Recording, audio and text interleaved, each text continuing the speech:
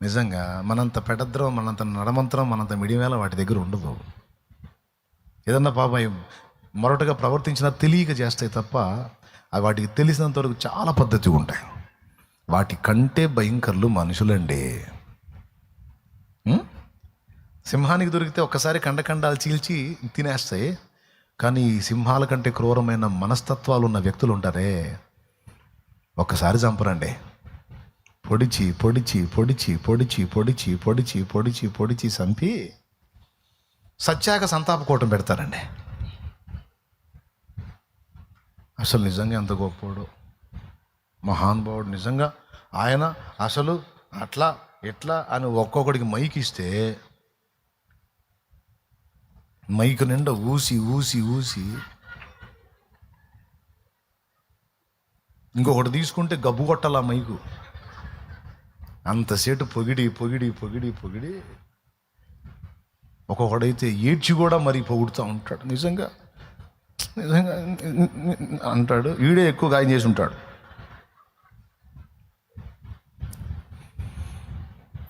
ఎదలో నగాయాలు రేపుతారురా, ఎంతో ప్రేమను పైకి చూపుతారురా. ఎదలో నగాయాలు రేపుతారురా, ఎంతో ప్రేమను పైకి చూపుతారురా. ఎవరి ప్రేమ చూసినా కలుషితమేరా, ఎవరి ప్రేమ చూసినా కలుషితమేరా. ఎవరిని గురిగా నీ వెంచుకోకురా, మనసు పెంచుకోకురా. లోకమే అరణ్య భూమిరా, మనసు లేని మనుషులే ముండ్ల పొదలురా, బ్రహ్మదండి పొదలురా. లోకమే పొరుగువారి క్షేమాన్ని ఓర్వలేరురా, పొడిచి పొడిచి మనసు విరిచి చంపుతారురా. పొరుగువారి క్షేమాన్ని ఓర్వలేరురా, పొడిచి పొడిచి మనసు విరిచి చంపుతారురా. పోయాక సానుభూతి తెలుపుతారురా. అయ్యో పాపం పాపం ఎంత మంచోడో ఎంత మంచిదో. పోయాక సానుభూతి తెలుపుతారురా, పొదివి పొదివి ఏడ్చి మరీ పొగడుతారురా. పొదివి పొదివి ఏడ్చి మరీ పొగడుతారురా. లోకమే అరణ్య భూమిరా, మనసు లేని మనుషులే ముండ్ల పొదలురా, బ్రహ్మదండి పొదలురా. లోకమే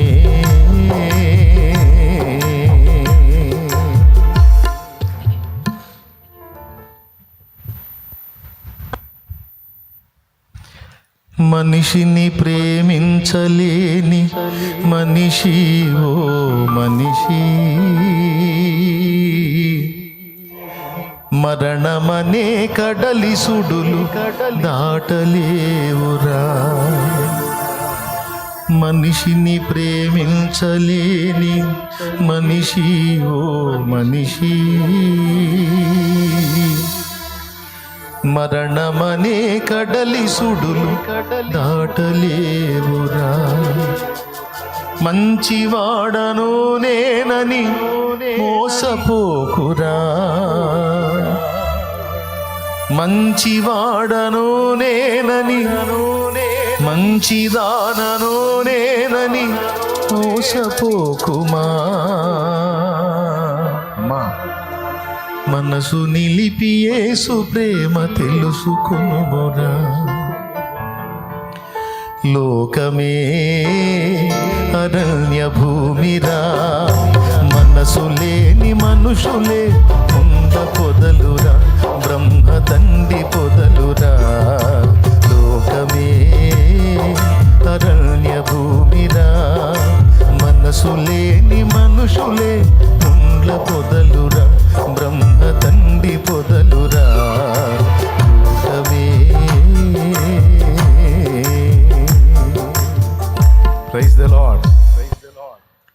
సింహాలు ఒకసారి చంపేస్తాయండి. ఆకలి అయితే కాలో చేయో తీసేసుకొని తినేస్తే అయిపోయింది. కానీ ఈ సింహాలు ఉన్నాయే, వాటికంటే డేంజర్ అండి. ఇవి సావానివో బతకానియో, పీక్కు తింటా ఉంటాయి. ఈ డిఫరెంట్ సింహాలండి. ఒక్కొక్కళ్ళకి ఒకళ్ళ రూపంలో ఉండొచ్చు, ఒకళ్ళకి ఇద్దరు రూపంలో ఉండొచ్చు, ఒకళ్ళకి నలుగురు రూపంలో ఉండొచ్చు, ఒకళ్ళకి 10 మంది రూపంలో ఉండొచ్చు. ఏమంటారు? పాయింటేనా కదా? ఆశ్చర్యం ఏంటంటే దేవుడు ఆ సింహాల నుంచే కాదండి, ఈ సింహాల నుంచి కూడా దేవుడు నిన్ను నన్ను కాపాడుతూనే ఉన్నాడు. వామ్మో, దానియేలు దేవుడు కదా మన దేవుడు. మరి ఎవరు దేవుడు?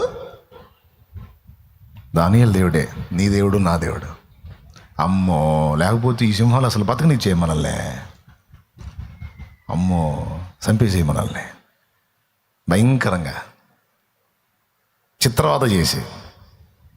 కానీ దానియేలు దేవుడిగా నీ పక్కన ప్రత్యక్షమయ్యాడు ఈ సింహాలు గర్జించిన ప్రతిసారి. కుక్కలు మురిగినప్పుడు కర్ర తీసుకొని ముట్టెల మీద కొట్టాడు.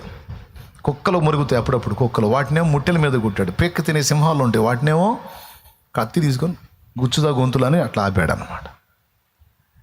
లేకపోతే ఆ కుక్కలు ఈ సింహాలు మొత్తం కలిసి అమ్మో బతకనిచ్చాయా? మరి దేవుని స్తుతి చెప్పవేంది మరి? ఇంత భయంకరమైన వాటిలో నుంచి నన్ను కాపాడుకొస్తున్నావయ్యా, నిరంతరం దానియేలు దేవుడుగా నాకు తోడై ఉన్నావు నువ్వు.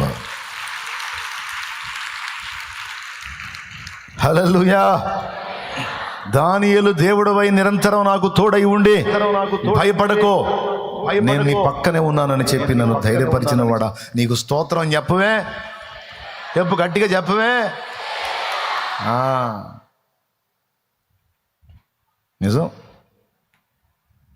లేకపోతే నీ మనుగడే కష్టం. చాలామంది ఒప్పుకున్నారు మీలో. ఒకవేళ మీలో ఎవరికైనా అనుభవాలు లేకపోతే ముందు అనుభవంలోకి రావచ్చు. అప్పుడు ఈ మాట గుర్తొచ్చింది, గుర్తుపెట్టుకోండి. ఓకేనా?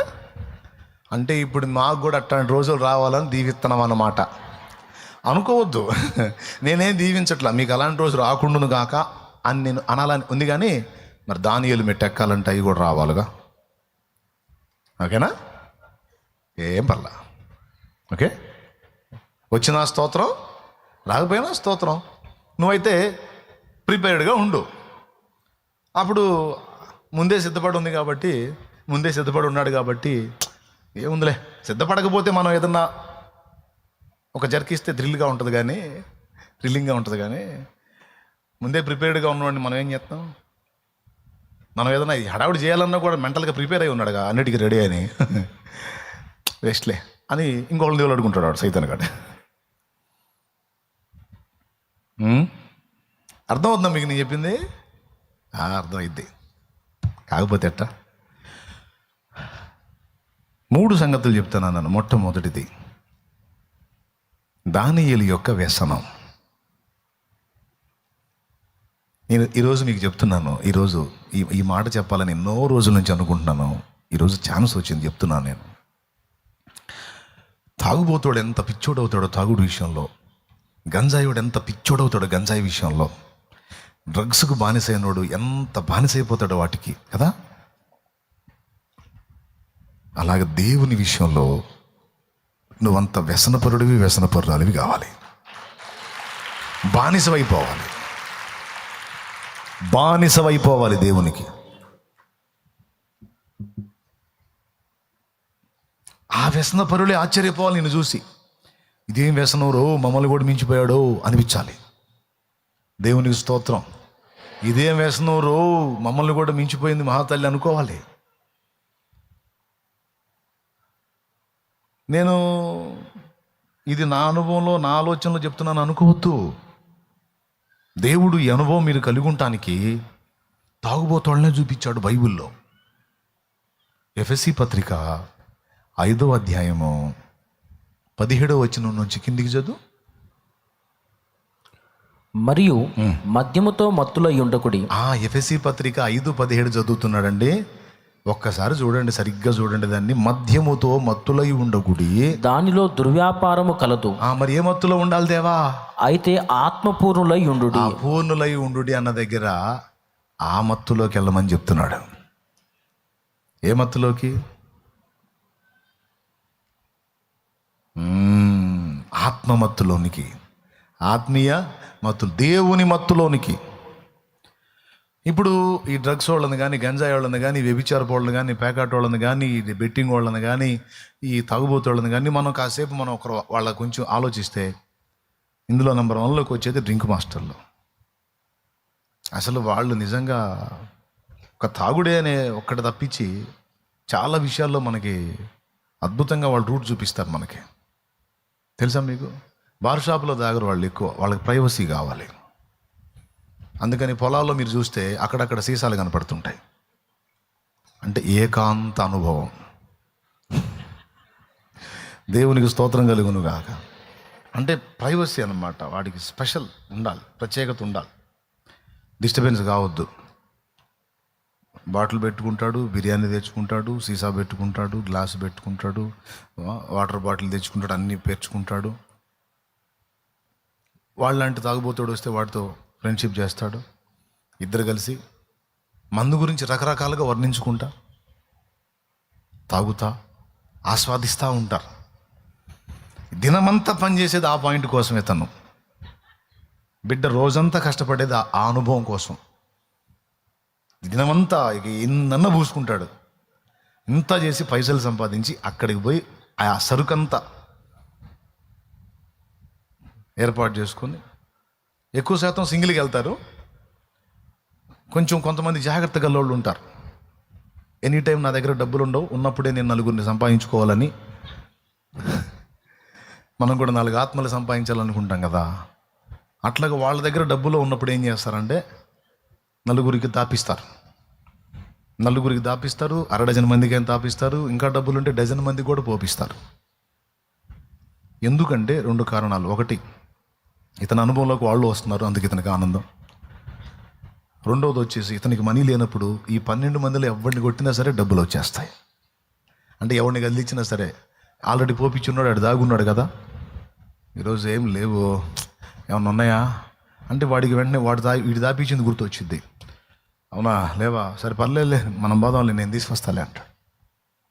ఇట్లా వీడికి 12 మందికి ఒకసారి పోపించాడంటే 12 రోజులకు దిగులు లేదు, మందు లేకపోయినా, డబ్బు లేకపోయినా. వాళ్ళ తెలివి దీపం ఉండగానే ఇల్లు చక్కబెట్టుకోవాలని, జేబులో డబ్బులు ఉండగానే నలుగురిని సంపాదించుకుంటారు వాళ్ళు. నిజం. కావాలంటే ఎంక్వైరీ చేయండి, ఏం పర్లా, నువ్వు మనసారా నవ్వుకో, ఇబ్బంది ఏం సిగ్గుపడవాకు, దేవునికి స్తోత్రం కలుగును, హల్లెలూయా. కానీ మ్యాటర్ తీసుకో. అర్థమైందా? నేను చెప్పింది కాదో నిజమో, ఆల్రెడీ డ్రింక్ మాస్టర్లు సీనియర్స్ ఉన్నారు ఇక్కడ, కథ మానుకున్నారు. అవునా కదా బ్రదరు? అద్దుకొచ్చి యథార్థవంతులు చేతులు ఎత్తారు. పాయింట్ అదే. ఈరోజు మనమేమో 4 ఆత్మలు సంపాదించాలని ఈ మత్తులో ఉన్నాము. వాళ్ళేమో డబ్బులు జేబులో ఉంటే నలుగురిని సంపాదించుకుంటారు. అప్పుడు నెల మొత్తం తాగొచ్చు డబ్బు లేకపోయినా. మన వాళ్ళకి అర్థం కాదు. అరే పెద్దోడా, డబ్బులు ఏమైనా ఇచ్చావు నాన్నకి? ఎప్పుడు ఇచ్చానో మొత్తం నేనే ఇచ్చాను. మరి ఇంట్లో తీసుకెళ్ళలేదు, నీ దగ్గర. చిన్నోడా, నువ్వేమన్నా ఇచ్చావా? నా దగ్గర ఉంటే కదా నేను ఇయటానికి. అమ్మాయి, నువ్వేమన్నా ఇచ్చావా? ఏందమ్మా ఇచ్చేదే? మా ఆయన ఊరుకుంటాడా? నువ్వు ఇలా ఆడిలా ఈడిలా నేను ఇలా ఎట్ట తాగుతున్నాడు, రోజు తాగొస్తున్నాడు. అన్ని లైన్లో ఉన్నప్పుడు సహోదరులను ఏర్పరచుకున్నాడు. కాబట్టి ఇప్పుడు ఎవరు ఇచ్చినా ఇవ్వకపోయినా, జేబులో చిల్లిగవ్వ లేకపోయినా రాయల్గా మందు తాగొస్తాడు. ఇది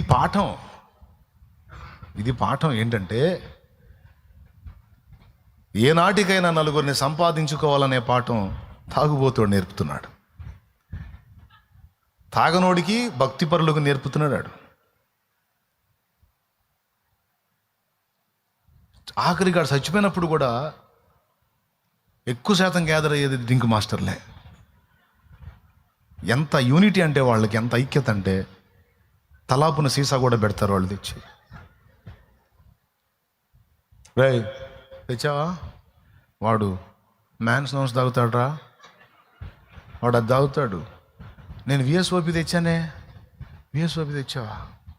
నేనేం చెప్పాను నీకు? మ్యాన్స్ నౌన్స్ వాడు తాగేది లైట్గా ఉంటుందని అదే తాగుతుంటాడు వాడు. తీసురా, పోతే పోయిన డబ్బులు తేరా, తలాపును పెట్టరా అంటే సచ్చినా కూడా వాటితో ఆ అనుబంధం ఎంతగా పెనేస్తారంటే, పొరపాటున నువ్వు కానీ లేచే అవకాశం ఉంటే, పొరపాటున నువ్వు పునరుద్ధానం చెందే అవకాశం ఉంటే, ఏ కోశానన్నా నీలో ప్రాణం ఉండి నువ్వు బ్రతికితే, నువ్వు బ్రతకగానే ముందు సీసా పట్టుకోయా.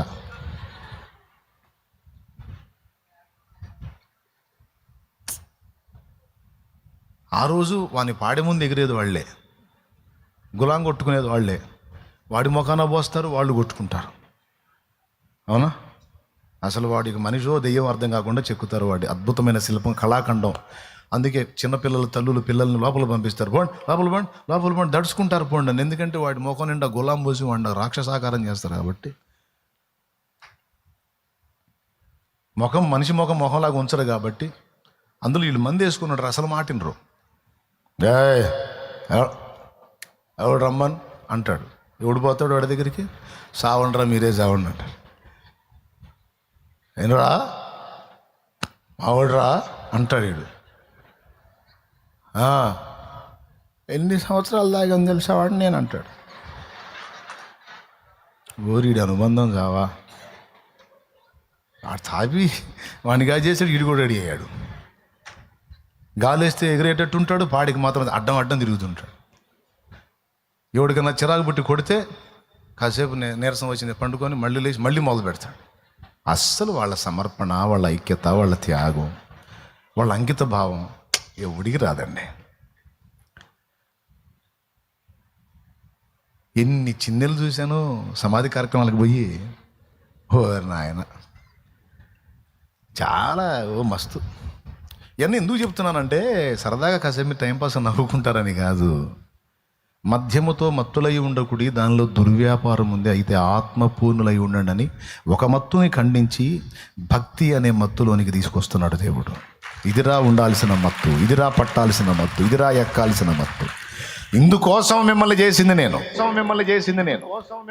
ఈ మత్తు మీకు ఎక్కడం కోసం మిమ్మల్ని నిర్మించింది. అందుకు మీరు నాతో గడపడానికి, నా సహవాసంలో ఉండటానికి, నా దీవెనలు పొందడానికి, నా ఆశీర్వాదాలు పొందడానికి, నేను ఇచ్చే వాటిని అనుభవించి నాలో ఆనందించడానికి, నాతో అంటు కట్టబడి ఉండటానికి మిమ్మల్ని ఏర్పరచుకున్నాను, నేను నిర్మించుకున్నాను. మీరేమో అదొక్కటి ఆ మత్తు వదిలిపెట్టి మిగిలిన లోక సంబంధమైన మత్తులన్నిట్లోనికి వెళ్తున్నారు. నేను చెప్తున్నాను, దానియేలుకి ఒక వ్యసనం ఉంది. ఆ వ్యసనం ఎంత పని చేసిందంటే రాజాజ్ఞను కూడా ధిక్కరించేంత సాహసాన్ని గుడిగట్టింది. అంత మత్తు, అంత పిచ్చి దేవుడంటే. నిజంగా మీలో ఎవరికైనా అలాంటి మత్తు ఎక్కితే, మనలో ఎవరికైనా అలాంటి మత్తు ఎక్కితే ఇక మామూలుగా ఉండదు. రాజులు మన ముందు సాష్టాంగ పడేటట్టు దేవుడు చేస్తాడు.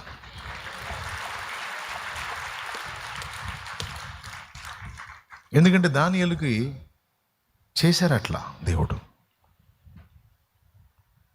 దేవుణ్ణే నీ రాజుగా, రాజాది రాజుగా, నీ హృదయ సింహాసనం మీద దేవుణ్ణే రాజుగా ప్రతిష్ఠ చేసుకున్న నాడు, ఆయన్ని కొలువు తీర్చిన నాడు, నీ గుండెలో ఆయన నిలుపుకున్న నాడు, నీవు ఆయన మత్తుడవైన నాడు, మత్తురాలివైన నాడు, నీవు ఒక జీవితానికి, ఒక సమాజానికి తరతరాలకు దీవెనవుతావు. తరతరాలకు దీవెనవుతావు. అందుకే ఇది ఆశీర్వాదకరమైన మత్తు, దైవ భక్తి అనే మత్తు. ఇది మనకు పట్టాల్సిన వ్యసనం. వాస్తవంగా దేనికి వ్యసనానికి గురి అవ్వద్దని చెప్తాం కదా, కానీ దేవుడికి మాత్రం వ్యసన పరులంగా అయిపోవాలి మనం. అయితేనే సమాజం బాగుంటుంది. దేవుణ్ణి ఒక్కడిని మనం స్వీకరించకుండా ఇక మిగిలిన దేనికి వ్యసనానికి బానిసైన నాశనమే. కానీ దేవునికి బానిసలం అయ్యామంటే, దేవుడు అనేది మనకు వ్యసనంగా మారిందంటే, నాశనం అయిపోతున్న బ్రతుకులను కాపాడగలం. కాబట్టి దానియేలు నేర్పుతున్న మొదటి పాఠం ఏంటంటే, దేవుని మత్తుడాయన. ఎప్పుడు నాయనా మీకు అర్థమైందా? ఎంతమందికి అర్థమైంది? చేతులు ఎత్తండి. దేవుని మత్తుడు